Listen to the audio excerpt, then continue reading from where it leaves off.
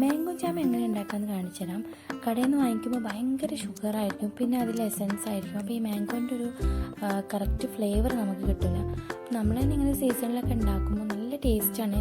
നമുക്ക് ആവശ്യമുള്ള അത്ര മധുരമൊക്കെ ഉണ്ടാക്കിയിട്ട് ഹെൽത്തി ആയിട്ട് കഴിക്കാൻ പറ്റിയ ഒരു ജാമാണിത്. ജാം എന്ന് പറയുമ്പോൾ ജാമിൻ്റെ ആ ഒരു ടേസ്റ്റ് അല്ല, പക്ഷെ നല്ല ഒരു ഫ്ലേവറായിട്ട് നമുക്ക് ബ്രെഡോ ചപ്പാത്തിയോ എന്തിൻ്റെ കൂടെ ആണെങ്കിലും ഓക്കെ കേട്ടോ. അതിന് വേണ്ടിയിട്ട് കുറച്ച് പഞ്ചസാര ഞാൻ എടുക്കുന്നുണ്ട്, പിന്നെ ഒരു ആപ്പിളും ലെമണും കൂടെ എടുക്കുന്നുണ്ട്. ഇത് ആപ്പിൾ വേണമെന്നില്ല, ഞാൻ എടുക്കുന്നുണ്ട് മധുരത്തിന് വേണ്ടിയിട്ട്. പിന്നെ ഇത് മാംഗോൻ്റെ പൾപ്പ് എടുത്താണ്, വെള്ളമൊന്നും ഒഴിക്കാണ്ട് നല്ല മിക്സിയിൽ ഇതാക്കി എടുക്കാം. പിന്നെ ഈ ആപ്പിൾ നമ്മൾ കട്ട് ചെയ്തിട്ട് തൊലിയൊന്നും കളയണമെന്നില്ല, തള്ളിക്കളഞ്ഞാലും കുഴപ്പമൊന്നുമില്ല. ഞാനിങ്ങനെ കട്ട് ചെയ്തിട്ട് ഇത് മിക്സിയിലൊന്ന് നമ്മൾ മാംഗോ ചെയ്ത പോലെ നല്ല പൾപ്പാക്കി എടുക്കുന്നുണ്ട്. മാംഗോൻ്റെ പകരം നമുക്ക് ബനാന വേണമെങ്കിൽ ആഡ് ചെയ്യാം, ആപ്പിളിൻ്റെ പകരം. ഞാനിപ്പോൾ ഇത് തൊലിയൊന്നും കളയാണ്ട് ഇങ്ങനെ തന്നെ നല്ല മിക്സിയിൽ അടിച്ചെടുത്തിട്ടുണ്ട്, വെള്ളം ഒഴിക്കാണ്ട്. ഇനി നമുക്കൊരു പാനിൽ എന്ത് ചെയ്യാം, ഇത് രണ്ടും കൊണ്ട് മിക്സ് ചെയ്തിട്ടുണ്ട്. ഇതിന് അങ്ങോട്ടേക്ക് മിക്സിങ് എന്ന് പറഞ്ഞാൽ മിക്സിങ് ആണ്.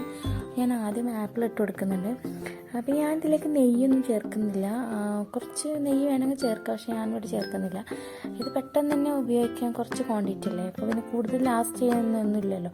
അതുകൊണ്ട് തന്നെ ഞാനിങ്ങനെ അതൊന്നും ചേർക്കാണ്ട് പെട്ടെന്ന് ഉണ്ടാക്കാൻ പറ്റുന്ന രീതിയിൽ ഉണ്ടാക്കുന്ന കേട്ടോ. അപ്പോൾ ഇത് രണ്ടും കൂടെ മിക്സ് ചെയ്ത് കൊടുക്കാം. പിന്നെ നമുക്കിതിലേക്ക് കാഷ്യൂ ഇട്ട് കൊടുക്കാം, അതൊക്കെ നമ്മുടെ ഇഷ്ടത്തിനനുസരിച്ച് എന്ത് ചെയ്യുക. ഇപ്പോൾ അങ്ങനെയാണല്ലോ, എല്ലാവരും ഇഷ്ടത്തിനനുസരിച്ചാണല്ലോ കുക്കിംഗ് എന്ന് പറയുമ്പോൾ. അപ്പോൾ ഈ ഒരു ഇതുണ്ടല്ലോ നല്ലൊന്ന് ടൈറ്റായി ഇത് രണ്ടും കൂടെ നല്ല മിക്സായി വരുമ്പോൾ മാംഗോൻ്റെ കഷ്ണങ്ങൾ ഈ സമയത്ത് വേണമെങ്കിൽ ആഡ് ചെയ്ത് കൊടുക്കാം. പിന്നെ കുറച്ച് പഞ്ചസാര ഞാനൊരു 2-3 ടേബിൾ സ്പൂൺ മാത്രമേ ആഡ് ചെയ്യുന്നുള്ളൂ. നല്ല പഴുത്ത മാങ്ങയാണെങ്കിൽ ഇത്രയൊന്നും ആഡ് ചെയ്യേണ്ട കാര്യമില്ല. മധുരം കുറച്ചൊരു കുറവ് തോന്നി, അപ്പോൾ ഞാൻ കുറച്ച് ആഡ് ചെയ്യുന്നുണ്ട്.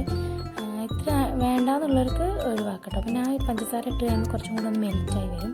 അപ്പോൾ അതൊന്നുകൂടി തിക്കാവുന്ന വരെ വീണ്ടും ഒന്ന് ഹൈ ഫ്ലെയിമിലിട്ടിട്ട് കുക്ക് ചെയ്യുക. പിന്നെ നോൺ സ്റ്റിക്ക് പാൻ ആയതുകൊണ്ട് അടി പിടിക്കാൻ അങ്ങനത്തെ പ്രശ്നമൊന്നുമില്ല. അപ്പോൾ നല്ല ഒന്ന് കുറുകി വരുന്ന സമയത്ത് കുറച്ച് മാംഗോസ് ഇങ്ങനെ കട്ട് ചെയ്തിട്ട് അതുകൂടെ ആഡ് ചെയ്ത് കൊടുക്കുന്നുണ്ട്. ഇത് കുക്ക് ചെയ്തിട്ടില്ല, റോ മാംഗോസാണ്. ഇത് ഇട്ടിട്ട് വേണം ഇനിയൊന്ന് ചൂടാക്കി എടുക്കാൻ വേണ്ടിയിട്ട്.